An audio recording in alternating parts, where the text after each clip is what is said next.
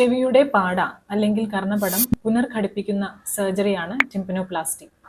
ഈ സർജറിക്ക് ശേഷം രോഗികൾ ശ്രദ്ധിക്കേണ്ട കാര്യങ്ങളാണ് ഈ വീഡിയോയിൽ പറയുന്നത്.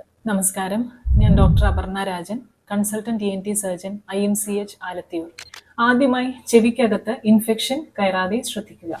ഇതിനായി സർജറിക്ക് ശേഷം ചെവിക്ക് പുറത്ത് വെക്കാൻ സ്റ്റെറൈൽ കോട്ടൺ ബോളുകൾ കൊടുക്കുന്നതാണ്. ഇതുവഴി ചെവിയിൽ വെള്ളവും പൊടിയും കയറുന്നത് തടയാൻ സാധിക്കുന്നു. ഇതിൽ നനവ് വരും തോറും അത് മാറ്റി പുതിയത് വെച്ചു കൊടുക്കേണ്ടതാണ്. ഡോക്ടറുടെ നിർദ്ദേശപ്രകാരം ചെവിക്കുള്ളിൽ തുള്ളിമരുന്നുകൾ ഉപയോഗിക്കേണ്ടതാണ്.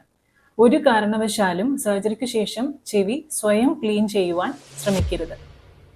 ഇനി രണ്ടാമത്തെ പ്രധാനപ്പെട്ട കാര്യം, ചെവിക്കുള്ളിൽ പ്രഷർ കൂടുതൽ കടക്കാൻ അനുവദിക്കാതിരിക്കുക.